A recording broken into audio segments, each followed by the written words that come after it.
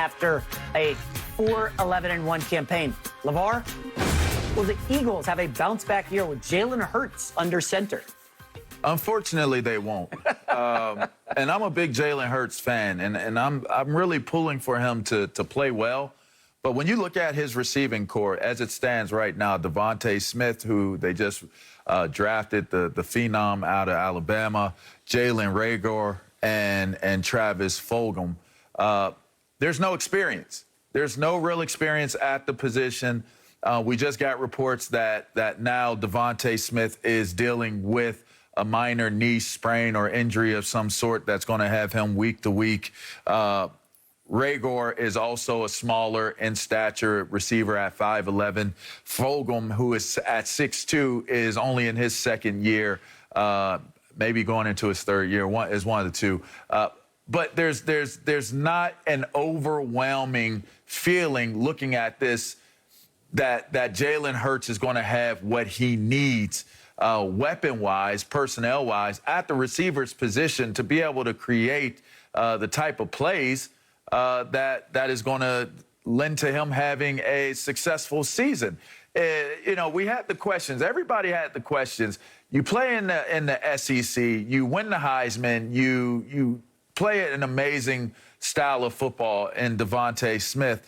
But the biggest question is will he be physically enough to sustain the rigors of being in the NFL? And already we're talking about minor injuries taking place. Now, I don't want to overstate that and put injuries on the young man's career, but he is going to have to prove that he can be a number one receiver, a top receiver, and do it consistently in order to beat the critics and the idea that he's too small to be able to last and sustain at the NFL level. It has happened before. It's been done, but I'm a skeptic of it just for the simple fact that he is very, very small. Now, big heart, I appreciate that.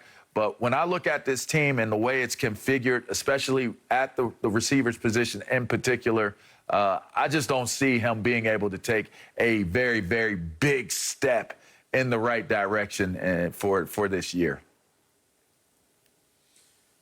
LeVar, they're going to be bad. It's just as simple as that. This is not going to be any type of bounce-back year. They've got 8 guys from the Super Bowl team left on that squad, and everybody else is pretty much young, including the head coach. From what I read and see from Nick Sirianni, he seems fine. It looks like he's endearing himself to the players there. He's earning their respect, and he did a solid job in Indy as the offensive coordinator the past 3 years. He's fine.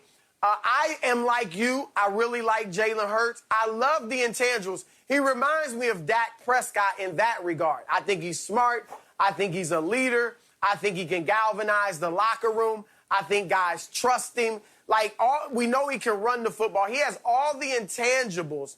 The question is physically, what is he? I don't believe the reports that he's wowed everybody with some of the throws he's made. I mean, I like him a lot, but his throwing, at least to this point, has been a weakness. As bad as Carson Wentz was last year, he actually threw the football better than Jalen Hurts. He completed more of his percentage of his passes.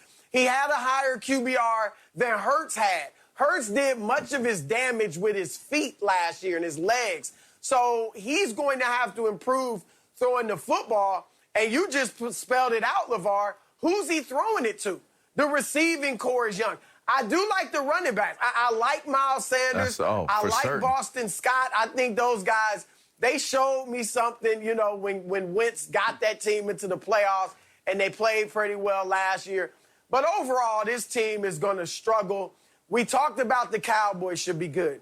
You really like the Washington football team, LeVar, and they're going to be pretty good, especially with that defense. The Giants, look, I don't think the Giants are going to make the playoffs. I think they're the third best team in the division. They're a mystery. But they're more of a mystery. It's show improve time for Danny Jones. They could Daniel be better Jones, or worse. right? They got Kenny Golladay. The offensive line is strong. Saquon Barkley's back. The defense was tough last year. So they're not going to be a pansy either. So I think Philly is going to have a rough go of it this year. Interesting. You know, my head is coming back together after you said Jalen Hurts reminded you of Dak Prescott. Couple things on Jalen Hurts. Well, the intangibles. Intangibles, right.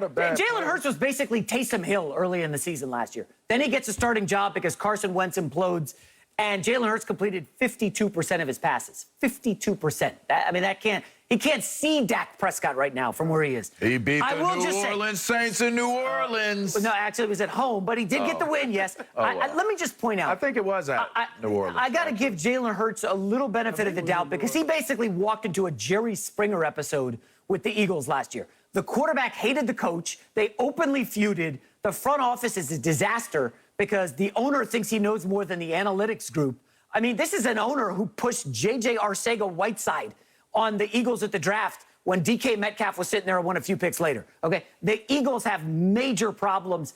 I am going to give a small buy sign on Jalen Hurts, okay? Yes, I like moxie as a term for a quarterback. He's got a little, for the Friday Night Lights fans out there, a little Matt Saracen in him, and he scrambles around and makes things happen. He's got to cut down on the turnovers. Remember, this is a kid who was benched last year late in the season, and he only had 4 starts. All that being said, the Eagles last year had more offensive line injuries than the Cowboys, the most offensive line injuries in the league. If they can fix that, and Hurts is a winner, we know that silly tag that he won at Alabama and Oklahoma. This is a guy who's been through some adversity. Remember, in Alabama, he was the guy, I think he was like 28-1, and then they benched him for Tua.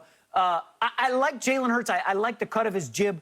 I do think the Eagles will be better than advertised this year. They're going to be big underdogs. I think you'll be looking to gamble on them as dogs. But overall, yes, they are probably in the basement of the NFC East. 5 or 6 win team. I don't know if Hurts is the quarterback of the future, but this year, I think he could be all right, LeVar. It was in Philly, by the way. You're right. But listen, he got one signature win. I wanted it so badly to be in New Orleans because it would have been a better win for Jalen Hurts and his resume. I wouldn't bet on him as a dog. I really wouldn't. I just don't. I don't see them structurally put together. You know, we're talking all football and on field. When you talk to me, you know you got to always come off the field with it at some point with me, right? And you got to talk about the leadership and how the leadership trickles down through the organization and down to the players, even to the people who take care of the grass or you know, what's going on with the lines and the locker room. There are so many different things that go into having success as a team and as an organization. We watched the team unravel in so many different ways last year. I mean, the way the season ended with the whole quarterback's handling by Peterson and just the way he was coming back and then he's being fired, and is Carson Wentz the guy in the locker room or is he not? You know, there was so much dissension. All it did was really expose the dysfunction and almost, you know, to a very, very high level of how high it was within the organization. Now, I don't know how deep that rabbit hole goes, but it goes deep enough based off of what we were able to see play out on the field, where I say that in terms of, you know, the way things are handled by upper management and ownership, whatever it is they need to do to correct what they have going on, it's got to start there first. The rebuild of because this is a rebuild of the Philadelphia Eagles. The rebuild has to start with the leadership up top before we can even really get into, can Jalen Hurts and this Eagles team have a ton of success? I look at these receivers on the field. I don't believe that Jalen Hurts can overcome that. That's just my opinion on it. But when you're looking at the makeup of the organization, if it's an organization that is conducive for success, for them to have success, then the names really generally don't matter as much. The only way you have an opportunity to overcome poor leadership more often than not is if you have great enough talent and great enough leadership within the players to be able to do it. And that's why I said there's not enough veteran leadership, in my humble estimation, not enough experience for them to overcome everything that's taking place up top. But LeVar, the new coach came from Frank Reich in, they were together in Indy. And he loves the 2 tight end sets, the short passes, and the yak. Get the ball to Devontae Smith in space, let him squirt around, and Jalen Reagor, too. Don't matter. So if you have to do that for Jalen Hurts. He can't complete passes down the field. 52%. You got to throw the short stuff. Well, so there is an opportunity there for some success. I just think that when you're looking at schematically what the Eagles will have to do, they're going to have to lean heavily on their running game, like you mentioned earlier. Miles Sanders did bail them out at times last year, but you can't expect a running back to bail them out every single weekend. And that's what